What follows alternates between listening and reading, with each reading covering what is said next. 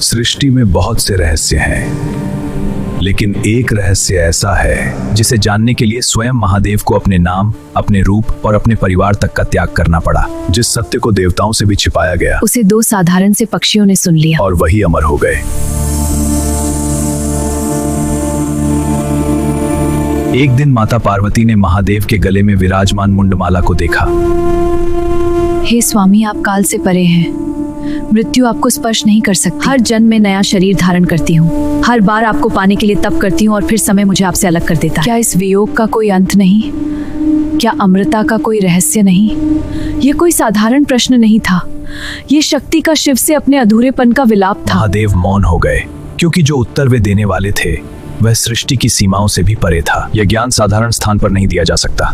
इसके लिए ऐसा एकांत चाहिए जहाँ कोई तीसरा साक्षी न हो। तभी उन्होंने उस परम एकांत स्थान को चुना, एक हिमालयी गुफा जहाँ स्वयं प्रकृति भी मौन धारण कर लेती है। यात्रा के पहले चरण में उन्होंने अपनी निष्ठा और सेवा के प्रतीक अपने प्रिय वाहन को पीछे छोड़ दिया। अगले पड़ाव पर उन्होंने अपनी जटाओं से अपनी पहचान बन चुके प्रकाश को एक शांत सरोवर के तट पर उन्होंने वैराग्य और शक्ति के प्रतीक नाग को भी त्याग दिया। और अंत में सबसे कठिन क्षण आया, जब उन्हें अपने पुत्र के मुंह से भी ऊपर उठना पड़ा।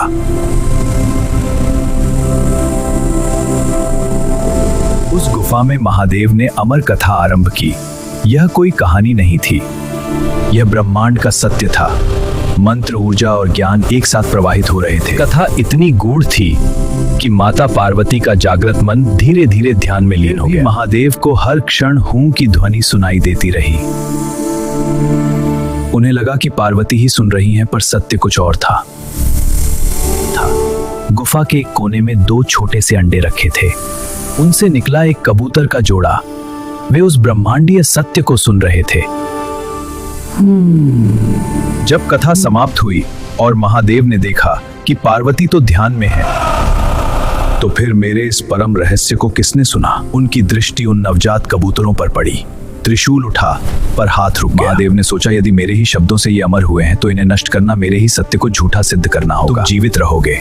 युगों युगों तक इस गुफा में मेरे और शक्ति के प्रेम और इस अमर कथा के साक्षी। महादेव केवल नियमों के देव नहीं, वे करुणा के भी देव हैं। अगर यह अमर कथा आपके हृदय को छू गई हो, जय बाबा अमरनाथ, तो कमेंट्स में अवश्य लिखें। आज भी उस पवित्र गुफा में कबूतरों का जोड़ा दिखाई देता है। वे केवल पक्षी नहीं हैं, वे अमृता के रहस्य के जीवित प्रमाण हैं। और ऐसी ही रहस्यमयी कथाओं के लिए वीडियो को लाइक करें, चैनल को सब्सक्राइब करें, क्योंकि अगली कहानी और भी अद्भुत होने वाली है।